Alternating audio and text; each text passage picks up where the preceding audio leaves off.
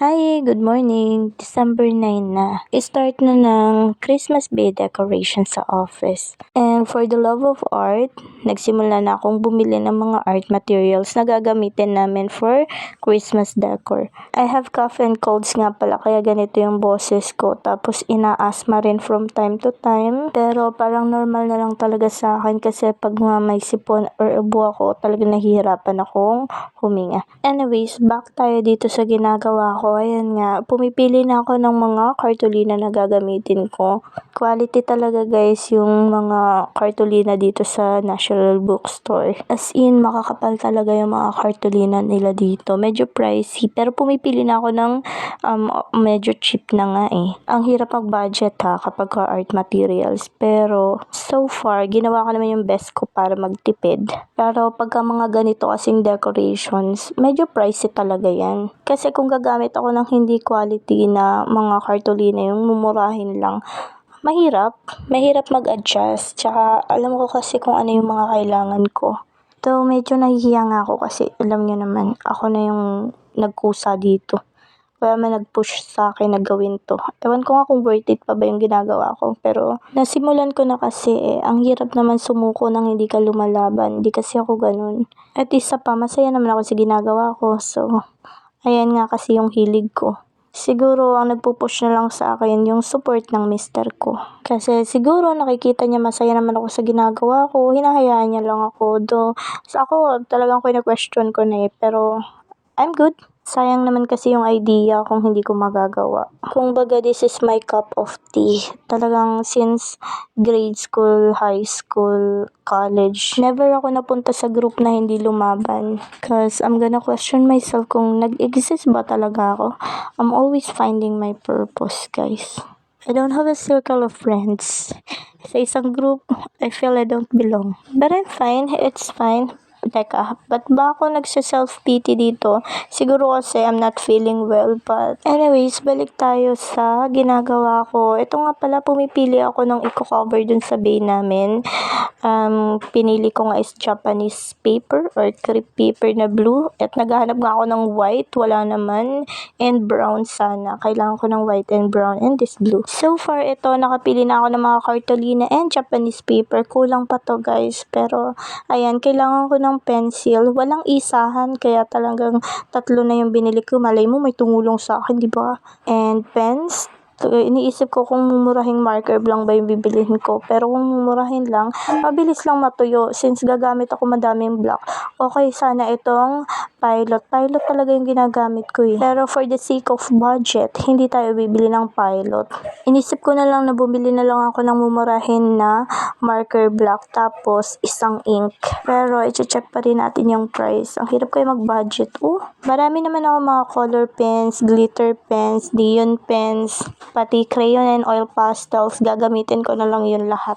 Pero so far, ito yung pinaka-mura na ink. So, ito lang. Kailangan ko kasi talaga ng blue, red, and black.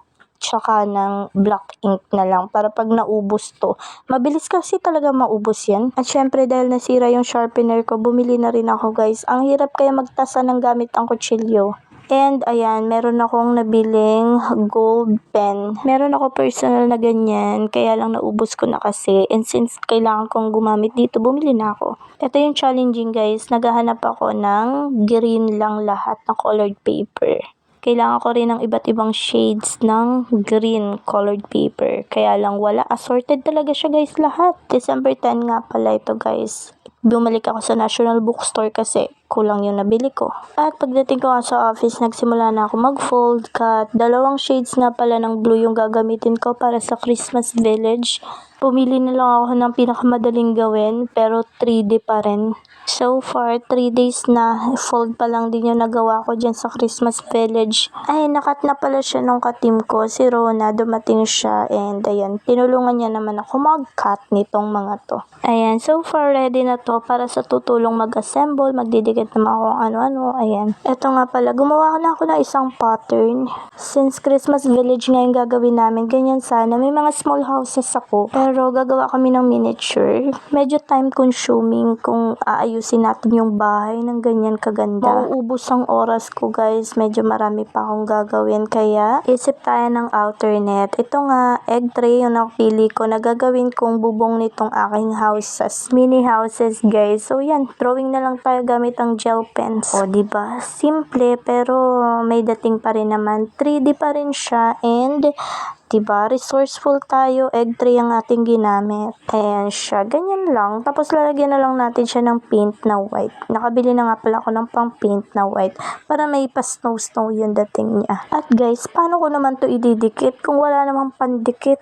Akala ko may natira pa kami doon sa mga ginamit namin na scotch tape, pero guys, di talaga yun puubra. Kaya ito, sa tapat ng Star Mall, dapat magpupunta ako ng Grace, magpapacheck up ako dahil nga sa aking ubo at sipon. Cancel naman yung doktor. So, bumaba na lang ako dito sa tapat ng Star Mall para bumili ng pandikit. At ito nga yung hinahanap ko, Japanese paper na brown and white. Bumili na rin ako ng 2 shades ng Japanese paper na green para sa Christmas tree. Tapos, syempre, glue. Naubos na kaya. So, ito, bumili na rin ako ng glue gun kasi yung glue gun ko, guys, sira na. Hindi ko na magamit. Paano naman natin ididikit kung walang glue gun? Tapos, ito, nag-check ako, baka meron silang pure green lang. Pero since wala, ayun, nakakita ko ng cartolina na green. Ayan, sakto. Hindi siya makapal kasi kailangan ko ng i-fold para sa Christmas tree or sa pine tree. Medyo marami yung kailangan ko nito pero 3 shades lang yung binili ko. 10 pesos each yan. So, ayan, 3 shades ng green. Perfect na to, guys. Thank you nga pala. Tinulungan ako ng kapatid ko mag-fold at gumawa ng mga pine trees. Tapos, kakailanganin ko na rin pala ng paintbrush. Ito na yung pinakamura ha, 20. At syempre, kailangan natin ng Christmas gift wrapper. Basta yung idea na to, papakita ko na lang sa inyo kapag nagawa ko na. Mahirap kasi mag-explain. Pero sige, sasabihin ko na rin. Basta patong-patong na gift, yun lang. Katabi ng malaking Christmas tree. Yung Christmas tree, kailangan ko ng karton na malaki. Tapos, itong crepe paper na 2 shades yung gagamitin ko para sa Christmas tree. Made of carton and Japanese paper. O diba? Very creative. Ayan, sabi ko nga bigyan niya ako ng resibo. So, wala pala sila ditong official receipt, kaya sinulat na lang sa paper. Pero at least, meron tayong list ng aking binili. O ayan, dagdag sa gasto. Sensya na guys, talagang kailangan talaga natin ng mga pandikit. Mahirapan talaga ako kung wala. So, ito nga pala yung pattern na ginawa ko para sa Christmas Village. I need help magdikit, mag-cut, and mag-wrap. Madali na lang siya kasi halos ginawa ko na yung mga pattern. Yung details na lang talaga. And ito nga, gumawa din ako ng small miniature na paggagayahan namin ng mga medyo malalaki ng konti dito. Sinimulan ko na rin gawin itong si reindeer. Ito, meron akong headband ng pang Christmas. Gagawin kong necklace niya. At itong brown is kailangan ko ng sungay niya. Ito naman si Santa Claus with sleigh. Hindi pa siya tapos. Hindi pa tapos yung details niya and panot pa siya. Kulang pa yung kanyang hair. Tapos naiwan ko pa yung white paint sa office kaya hindi ko siya natapos. Ito naman si Mary and Joseph. Gagawa kasi ako ng Belen, guys. So, sa Belen, nandun si Mary and Joseph. Hindi pa siya tapos. Yung details niya, kailangan ko pang gamitan ng oil pastel. Pero ito, lalagyan ko na siya ng sungay. And meron pa pala ako ditong ginawang angel. Kulang pa rin siya sa details. Gagamitan ko pa rin siya ng oil pastel, guys. At ito nga pala yung glue stick. May kakabit ko na, guys, itong tray na ginawa ko. Gamit itong glue gun. No choice, yung glue gun ko na block hindi na gumagana and kailangan ko talaga siya, guys. And thank you nga pala sa kapatid ko, tinutulungan niya na ako mag-wrap nitong mga Christmas tree na gagamitin ko. Ito yung red, ginamit ko nga dito yung mga natira kong mga ribbon ng Goldilocks, ribbon ng red ribbon, at kung ano-ano pong mga ribbon na tinabi ko. Mahilig kasi talaga ako magtabi ng mga art materials and bumibili talaga ako ng mga crafts para sa aking mga scrapbook, ganun. Kaya yung ibang mga ginamit ko dito, mga tira-tira ko lang yan, guys. Yung mga cellophane na blue, red, gold, yan. Meron pa ako yan. Kasi, diba, ultimo yung Christmas tree namin, ginawan ko ng DIY gift box. And so far, ang cute niya. At ito na nga, mabubuo na ang aking train. And next dito is yung train na blue. Buti nga hindi na ako nahihirapan sa boxes. Ang dami palang maliliit na box ng kapatid ko. Kasi ginamit ko na yung box ng toothpaste, box ng mga sabon. So, ayan, tinambakan niya ako ng maliliit na box. At tinulungan ako ng kapatid ko na magbalot nitong mga boxes. O, diba? Very cute si guys, ang aking train. Cute.